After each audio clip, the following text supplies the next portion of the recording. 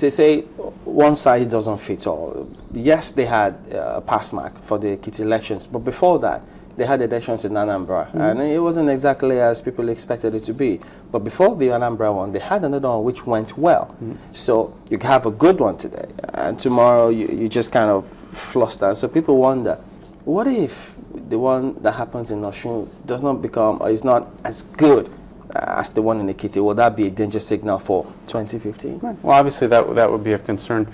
The one thing I would say about Anambra is Chairman Jega of INEC did come out immediately and accept that there had been some issues in Anambra, and then INEC went on to rerun, I think, in one LGA elections there. So you know, they were upfront and honest about there being a difficulty there, and I think that's a very good thing. It's also been pretty clear to us that in some technical ways, INEC has learned some lessons from Anambra. And worked to address them. And one of the issues, for example, is they had this time around they pre-positioned polling materials so that there wouldn't be any delays on the morning of elections. Rather than having them come from out of state, they had centers around the state where they had pre-positioned them. Things like that, you know, that suggested that maybe they had really taken some lessons from the Anambra contest and wanted to change things at Ekiti. You know, when we talk about INEC now, we also should be talking about the form of assistance, maybe technical assistance, if there are any. Because what Chamberlain just highlighted, you know, you have it good, and you expect to see an improvement, and the graph goes, it dips, and it comes up again. Right. So how can we sustain it so that we see a steady rise in improvement from the electoral umpire? Right. Well, again, you know, our commitment to working with INEC is strong, and the figure that I've put out for our assistance is about $12 million. That's not just to INEC; it's for all of our democracy and governance programs, and that includes more than just elections. But it also doesn't reflect a lot of other things we do in those areas. But it gives you a general sense of how seriously we take this. That's a lot of money, and we're very interested in working with INEC. Particularly on the technical side, to ensure that they've got everything lined up right for February 2015, which is the big contest. I mean, there are all kinds of comments when it comes to elections online as well. And have you heard about when some people say, look, they suspect, or is it true, that the U.S. is tacitly supporting any political party for the elections? Absolutely not. What is important to us is the process.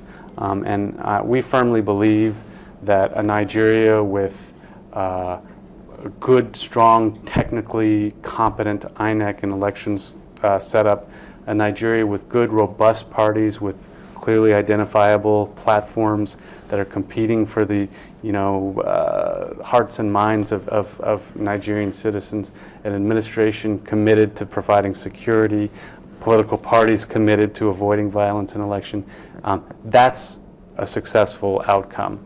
And as far as one party or the other, or one candidate or the other winning, frankly, we could care less.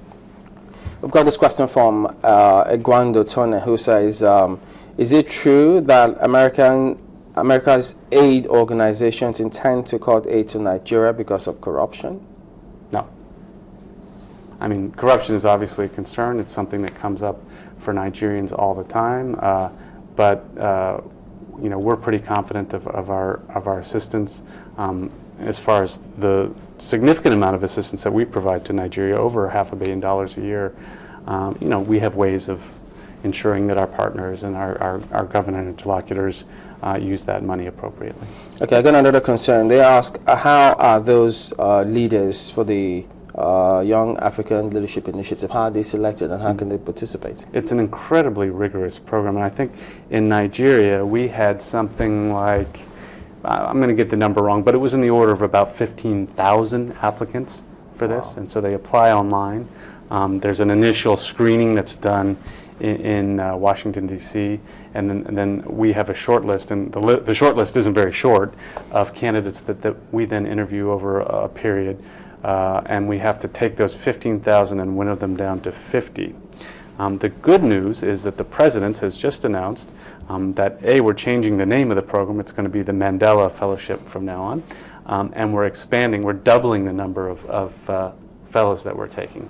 So the winnowing process will be even more substantial next year, and there'll be a lot more work for us, but that's great because there are so many outstanding applicants that we weren't able to accommodate this year. So next year we should do better.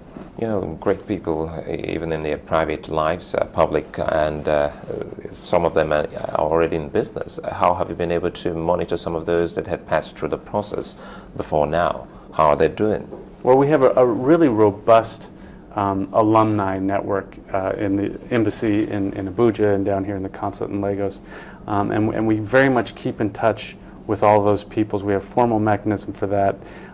And they, in turn, serve lots of really great roles for us as mentors for the new people coming in, as advisors, sort of informal advisors to us on how the young people of Nigeria, young professionals, are feeling about various issues or about the United States or about relationships between the United States and Nigeria, how we might improve them. So that there's quite a great deal of contact that goes on. And we see these relationships as not just a one-off thing where you send them to Washington and they come back and that's great. We see them as a long-term relationship. And if I can, I would say, for example, you know, the head of this station, John Momo, is somebody that went on an exchange program a number of years ago. I think he very much valued that program, and we have maintained that relationship ever since. So, you know, that's true across the board with all of our fellows and grantees.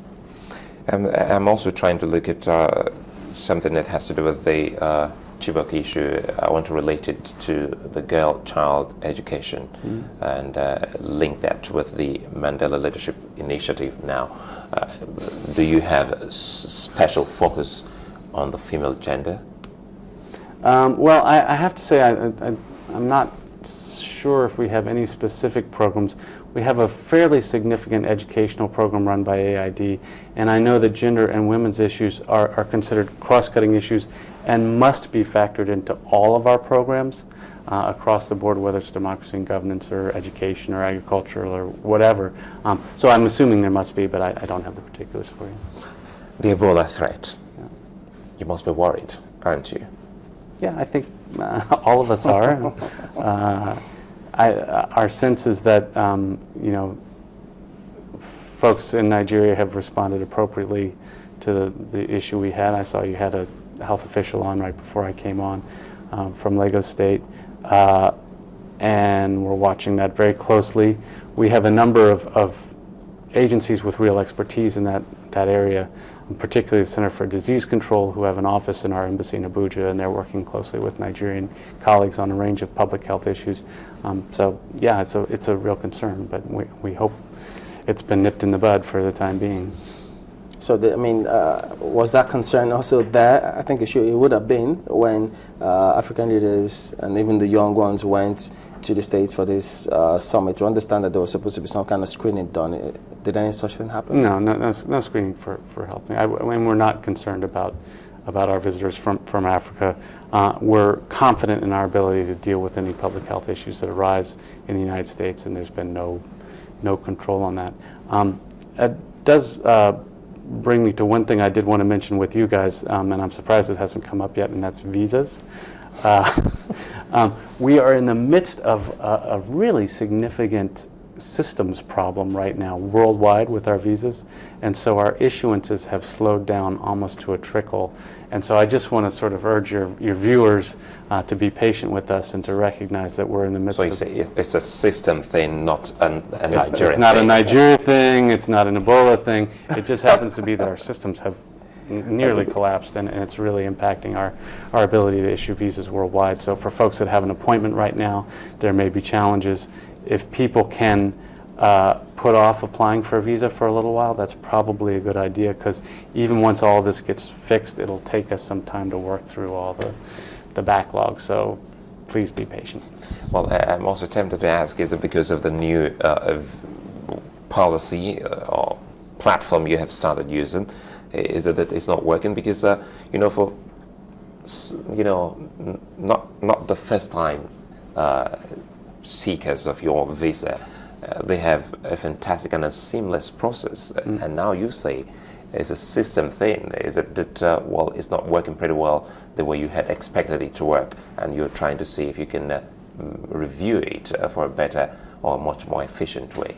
No, I would say this is just a standard system failure that happens sometimes, and I'm not a technical guy. I don't really understand the reasons for it. I just know what the results are. And no hackers involved? No, no.